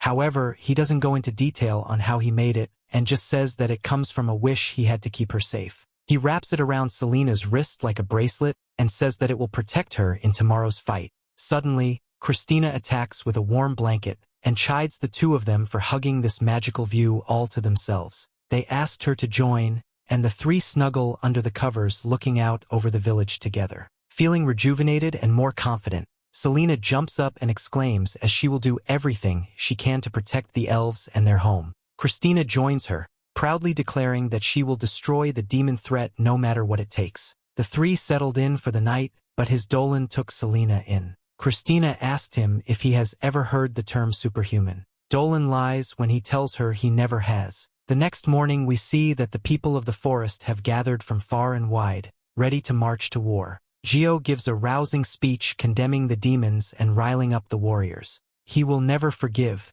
and he will never forget what has been done to their forest. He cries out for his brothers and sisters to join him in avenging their home and bringing the demon scourge to justice. As the army moves to attack the gate, we see the plan for the battle laid out. The gate has 3 other portals tied to it, and if they hope to close it for good, all of them must be shut down. The forces divide themselves up into 3, each attacking the smaller portals while Dolan and the gang attack the main gate head-on. Dolan and the girls are riding in the back of a wagon while Geo and his commando squad escort them to the battlefield. The demons aren't just waiting back for them to arrive, however, and Dolan can feel them getting close. Without a word, Celina jumps out the back and tells them to keep going. She is going to help the elves here and hold back the horde. Dolan and Christina are worried, but Celina is sure of herself. She'll make her stand and make her friends proud. A while later, the battle for Anti-Forest begins. This time it's the demons on the defensive as he took the demon knights prepared to stop their enemies from taking the gates. Georude faces off against the elves and the rest of the woodland critters, including one spider girl who tells them it's all over for the demon. His freaky mouth thing just laughs at her and says they better not disappoint, he's ready for one hell of a fight. Refrasia is also giddy to get things started and is excited to see her old friend has finally arrived. Theodora lowers into frame happy as a worm on the end of a fisherman's hook to see the lolly. The goth which has been waiting for this rematch and tells the lolly that she's going to finally get what she deserves. Jaren kicks things off with a bang as the elves begin their assault. Geo reminds them that they have arrows, so the elves try their luck attacking from a distance instead. Jaren sends them and their pathetic arrows flying with the gust of wind, taunting the elves to come at him. As they prepare for another strike, a familiar voice calls out to stand back. An avalanche of boulders forms over the demon's head before Celina sends them crashing down upon him. She stands in shock at her own power, realizing her magic has been buffed to the max, thanks to Dolan's friendship bracelet. Theo and the others are surprised to see her here when she should be with the other heroes. Celina explains that she's here to help and maybe get a little payback as well. She knows that she better be ready though because her opponent isn't messing around. Meanwhile, Christina and Dolan are still on their way to the main gate. The White Knight is worried about her favorite snake girl, and the truth is that so was Dolan. He isn't sure if she will come out of this unharmed, but he believes in Celina and feels that her bravery and valor are something to be encouraged, not afraid of. Still, Christine is a good friend and wants to go back. It isn't until their wagon comes across Georude that Christina is finally convinced that she has more important things to concern herself with. The fight against the demon is going poorly for the woodland critters. While some might find getting webbed up by cute anime spider woman a dream come true, this demon isn't having any of it. He tears free of their webbing and bodies to beast men without breaking a sweat. Smokey the bear in particular gets it the roughest as he's gobbled up by Gerude's bottom half. Suddenly Christina comes Tokyo drifting onto the scene. After having told Dolan to go on alone while she deals with things here, she rams the wagon right into the demon, throwing him off his feet. While Georude rages at the indignity, Christina informs the poor sucker that he's got a new opponent. The spider girls look on in awe at the sure coolness of their valiant hero, but are snapped out of their fangirling when Christina tells them to get out of here. She'll deal with this freak on her own. Georude is disappointed that he has to face the superhuman girl. He was more in the mood for some Dolan action, but she will have to do. Christina, not remembering who Georude even is, tells them that she's in a hurry and doesn't have time for autographs. Activating her sword's true power, Christina squares up and readies herself for a fight. Georude charges with the roar and the 2 cross blades. It isn't long before Christina lands the first blow, but the demon simply regenerates the damage, referring to her as a superhuman once again. Christina still isn't sure what he means, but no amount of flattery will save him from her wrath. Dolan races through the forest on foot, knowing full well his allies have got this thing in the bag. Even still, he wants to keep casualties to a minimum, so he kicks into overdrive and soars into the air using his dragon wings. Theodora's struggle against Refrasia is in full swing now. However, the little demon girl has been denying the witch a real fight and using her minions to keep her busy instead. The answer no match for Theodora, and she demands to know when the lolly will grow a pair and face her herself. Refrasia decides that her opponent is right and uses her magic to enclose their arena in a bubble of vines. Theodora uses Razor Leaf to disperse the demons or of decay, but it's not very effective. Unfortunately, at this point the demon has gorged herself on the souls of the forest. This has led to her becoming far too strong for the witch's plan. Refrasia attacks using those very souls as ammunition, unleashing a barrage that pushes Theodora back. Like all little girls, Refrasia's evil knows no bounds and she mocks Theodora. She tells her that she should accept the souls of her friends since she wanted to save them all so badly. Our favorite goth girl does her best, but even when her vines manage to reach the demon, they merely disintegrate the moment they touch Reflection's aura. Refrasia revels in the torment she's causing, but Theodora has only just begun to fight. Rising back to her feet, she reminds the demon that wearing red is so last year, and it's black that's back in season. The roses on her vines begin to blossom, revealing a power that the witch sealed long ago. Refrasia is surprised to see that the witch has the same power of decay that she has. However, her shock is replaced with glee as she wants to make a bet to see whose soul will be the first to wither and die. The two corrosive forces clash, but Refrasia's stream is spicier, and she eventually overwhelms her opponent. The demon lolly sucks Theodora's life dry, guzzling up her soul juice like it's a Slurpee. Theodora asks if the little weirdo one joins the taste of her unresolved daddy issues that her goth soul is full of. Refrasia absolutely loves it, drooling all over herself as she greedily devours more and more. Little does she know no one can handle that much emo energy. It begins writhing beneath her skin, bursting out of her face in the form of a black rose that instantly entangles her body and vines. Refrasia is confused and horrified, but Theodora explains that this battle was over before it even began.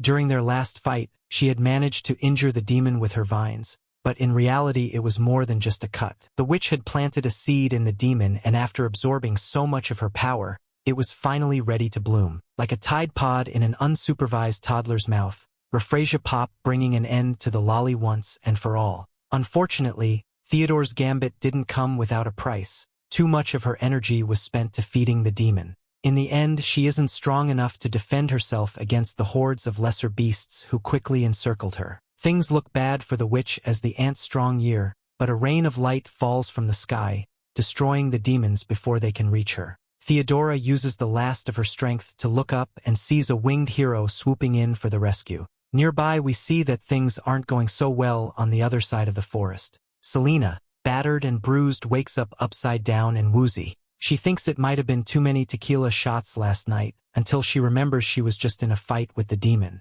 Something went horribly wrong in her battle against the metallic monstrosity, and now she finds herself shish kebabs on a tree. Theodora awakens to a much less dire situation, as she sees Dolan destroy the minor gate. She asked what this magic circle around her is, and the dragon explains that it's a form of healing and protection. As long as she's inside, she'll be safe. She thanks him not just for saving her this time, but the last time as well. It's starting to become a habit of his. She notices the fancy new wings, however, and is producer that Dolan isn't the human he claims to be. Dolan explains it in a past life he was a pretty OP dragon, and though he's a human now, the soul of that dragon still remains. The sight of a real-life dragon has the goth girl shaken, but Dolan doesn't have time for her right now. He has to fly. Theodore asked for a ride, but Dolan denies her because George is waiting for him. All she can do is ask him to be safe and take it easy. However, it's not because she's worried about him. She's more worried about what a dragon's power would do to the forest if he were to unleash his full might and the fight against the demons.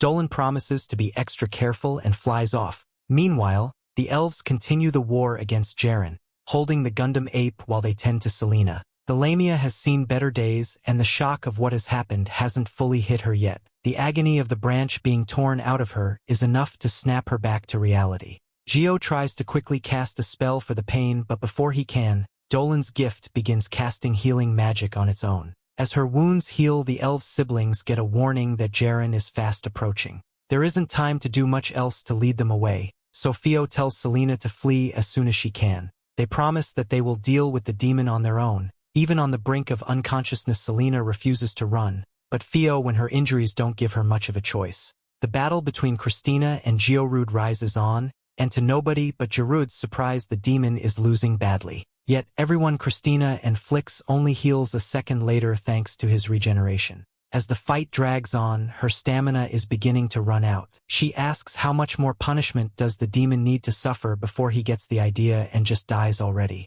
Laughing, Georud explains as superhumans, or an abomination among mankind, a special breed more powerful than regular people. Ostracized and shunned by their own kind, they are the nemesis of their enemies. Superhumans have killed countless demons, evil gods, and even the strongest dragon in history. Meanwhile, George is waiting in front of the final gate as the strongest dragon in question lands before him. George bows before the dragon, thanking him for finally coming. The revelation behind her power has Christina reeling. Something clicks inside her head as she recalls an old song she heard long ago. As Georude charges, demanding to see that heroic power himself, Christina thanks him. His words have unlocked something within her, something that allows her to wield her power as it was meant to be wielded. She lunges forward, slicing off one arm, then another. The demon's legs follow suit, cut out from under him, and a series of quick slashes. Georude wonders if this is how the dragon felt before he died. With one final swing of her sword, Christina webs the smile off Gerude's big mouth and lopped his head clean off. Seeing as how the dragon and the hero were once friends, she knows whatever the dragon fell at the betrayal, and it wasn't anything like this. Aside from Jaren the Gundam, there's only one other demon left. George explains to Dolan that ever since he witnessed him fighting alongside his god Alds this long ago, he has wanted to do battle with the ancient dragon. Dolan isn't impressed with the fallen god's warmongering, but George is on the cusp of greatness, and he knows that the dragon is at its weakest now in his human form. He wants Dolan Heart as a prize and invites the dragon to step through the demonic gate. Within the demon realm, Dolan have to worry about keeping his power in check during their duel. The dragon agrees, and the two ancient warriors step through the gateway to finish this fight once and for all. After somehow managing to carry Celina's fat butt to safety, Fio realizes that she forgot to delete her browser history and scampers off. Alone, Celina starts to suffer a crisis of faith in herself. She's scared and feeling hopeless, yet at the same time she knows that her friends need her more than ever. When her body refuses to move, it dawns on the Lamia that she may not be cut out for this hero business after all. Meanwhile, the elves continue their battle against Jaren, the terrifying tragedy compactor. Using teamwork, they manage to impress the demon but little else. Things go from bad to worse when he reveals that this wasn't even his final form. Jaren can alter his body at will, and it wouldn't be a proper anime without some tentacles in the mix. The screams from her friends in the distance for Celina back to her senses. Using Dolan's gift to muscle the courage she needs, Celina decides something. As much as she hates hurting people, she refuses to see those she cares for being hurt themselves. The fight for the elves has gone south fast and things aren't looking good for Geo. Jaren taunts him before raising his axe up high to finish the job. Before the final blow can be struck, Celina returns and binds the demon with a chain of magic. The elves are shocked to see that the snake girl has returned, and so is Jaren, who doesn't waste any time trying to finish what he started. Celina's Lamia magic puts an end to his tentacles, and a big fist from the earth itself puts him flat on his metallic backside. She tells the elves that this is her redemption arc and they need to get out of her way so they aren't caught up in the fighting. Jaren warns her that he won't be taking prisoners this time, but Celina isn't scared anymore. She's determined to put an end to his evil, and she summons a hailstorm of boulders to crash upon his head. It doesn't hold a monster for long, but it gives her enough time to begin the incantation for evil eyes, her ability to paralyze anything she looks upon. Jaren charges her, trying to stop the magic from being cast, but he's caught in Celina's glare before he can take even one more step. He's trapped and helpless as the Lamia goes on to use even more of her serpent magic. However, the demon breaks free and fends off the storm of snakes. Celina isn't done and fuses the serpents into one massive beast. This time it's Jaren that feels fear as he looks up, see the gargantuan beast, and he remarks that it looks just like a dragon that is right before it takes a big old dragon-sized bite out of the demon. The elves can hardly believe what they've just seen, but there's no denying it. One more demon knight has fallen to our heroes. Now that leaves only one left. Dolan and George face off in the nightmare realm of the demons, and the dragon Reborn asks him something. If this is George, little piece of hell, why is it nothing but wasteland? The wannabe dragon slayer explains that he's been busy working as a mercenary for the royal family that rules this hellscape, and he hasn't had time to tidy up. It doesn't matter much to Dolan, who's simply relieved that he can use his full power without concerning himself with collateral. The two draw their weapons and ready themselves for the battle at hand. Dolan warns George that defeat will mean utter annihilation for the demon, but the fallen lord is confident that this spice-seized dragon doesn't have what it takes to win. Dolan takes one slice at him and George decides that's enough for play. He begins writing his ultimate attack, but before it can reach its target, Dolan dismantles the magic with a single swing of his blade. Seeing the swath cut into the terrain by his opponent move, George only becomes all the more excited for their epic battle. This will be the fight that he has been waiting his whole life for. Back in the mortal world, Celina and Christina are reunited. Even Theodora is there, and when she's asked about Dolan, She says that he was heading to the main gate the last time she saw him. At the gate, Dean Olivia is investigating when she notices a strange glowing stone on the ground. Before she can figure out what it is, the leaders of the forest arrive and report that all the other lesser demons in the area have been dealt with. Olivia assumes that Dolan has chased the final demon lord through the gate, which is news that astonishes everyone. Soon talk begins of sealing the gate now, while they have the perfect opportunity to save the forest. However, the thought of betraying Dolan and cutting him off doesn't sit well with everyone. Back in hell, Dolan and George are going at it with they've got. The two clash in a flurry of swords, but Dolan uses an opening to deliver a dragon power punch that sends George flying. Instead of rethinking his life choices, George doubles down and tells his enemy to bear witness to his years of swordsmanship at work. On the other side of the gate, an argument rages between two opposing sides, one calling for the gate to be sealed before it's too late and the other to wait for Dolan. Unfortunately, no one can be sure about what's going on in the demon realm. Dolan could be losing his fight, they speak, but Celina knows her favorite human better than that. She tries to convince everyone that Dolan will be back and they just have to wait and see. Christina backs her up and knows in her gut that he will return to them victorious. Unfortunately, gut feelings and blind hope are not enough to sway the vote. However, Celina reminds them that Dolan is in there fighting for their home right now. Theodora chimes in, saying that if they were to do this, then their pride as people of the forest would be lost forever. Gio and Theo also agree, saying that betraying Dolan would be as bad as destroying the forest itself. United in their faith for our hero, they decide that they will bet it all on Dolan. Back to the fight, George unleashes a furious barrage of strikes before concentrating his magic into a single powerful beam, but Dolan fends off his attack with ease before answering unkind with a blast of power so immense it can be felt all across the entire wasteland. Someone has taken notice of the dragon, and he has noticed them as well. George uses distraction to take Dolan's head, but its price is not so cheap that he would give it to the demon that easily. Dolan dodges and slices off one of the demon knight's arms. Luckily for George, he's got three more. One by one Dolan severs the others until George is literally disarmed. Tease but a flesh wound to the demon who vows to keep fighting, but this fight is already over. With one final swing, Dolan cleaves George right down the middle. The swing was so clean that George doesn't even realize that he's dead yet. He's shocked and disappointed by his defeat, but Dolan says that his vigor and determination remind him of his former god Alts. Hearing such a high honor brings a tear to the demon's eye. He tries to say more, but reality has finally caught up to him and George peels in two, finally defeated. Elsewhere, we see a pair of eyes spying on Dolan from afar. A horned demon woman has her devious gaze set on her hero, and she's delighted to know that she gets to play with him again. There was never any doubt, yet seeing Dolan walk out through the gate has Celina beside herself. She rushes over to him and he asks if she's alright, but she should be the one asking him that. With his help, the elves make sure destroy the demon gate and people of the forest begin their journey back home. The day is won and it's time to celebrate. A huge party is thrown in the hero's honor and Dolan is enjoying the festivities. That is until Theo arrives and presents him with something else to enjoy. The sight of Christina and Celina in traditional elven attire makes fighting off the forces of hell all worth it. Celina wonders what he thinks of her dress and Dolan admits that he couldn't have asked for a better reward. We are then unjustly denied more Christina's screen time as a bunch of dang kids drag her away to celebrate. Left alone, Dolan asks Celina to join him for a dance. As the two moves in sway to the serene forest gems, they discuss what happened after they parted ways. Celina admits that she almost gave up at one point, but Dolan is proud of her for facing her fears and conquering them. She thanks him for the gift he gave her, saying its presence stood more than just save her life, it made her think of him.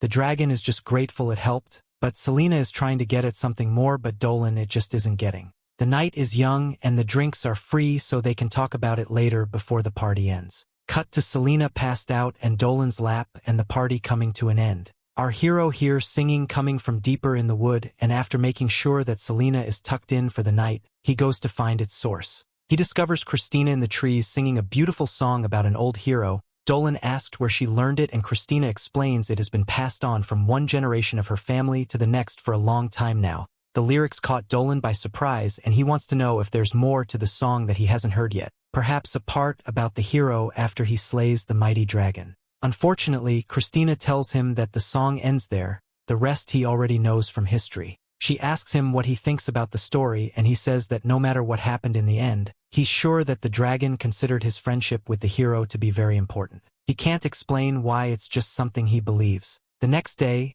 our heroes prepare for the long trip back home. Olivia is there to see them off and thanks them once more for saving everybody. This makes 2 times now that Dolan has come to the rescue, and it seems to be becoming a habit, like the last time she asked if he's interested in learning at the academy, and like the last time, Dolan asked for more time to consider it, but he's definitely interested. This is a revelation that has Celina more than a little worried. Everyone's favorite goth mommy gives Dolan a gift of black rose seeds, saying he can use them in his potions. She says she also has one more gift for our hero before leaning in and planting a kiss on him. Celina can't believe that some forest bimbo got to do that before she did, but Theodora, which is thanking the man that saved her life. The journey home is a smooth one, and the tree will make it back to the village to find it just as peaceful as they left it. They go their separate ways, each ready for bed. However, as Dolan arrives at his home, he's attacked from behind. A hand punches through his back and out the front of his chest. Caught completely by surprise, bloody rubs from his mouth, and Dolan falls to the ground, seemingly dead. And with that, we have come to the end of this part. Stay tuned for next part. Don't forget to subscribe to the channel and activate the notification bell to receive all the latest updates.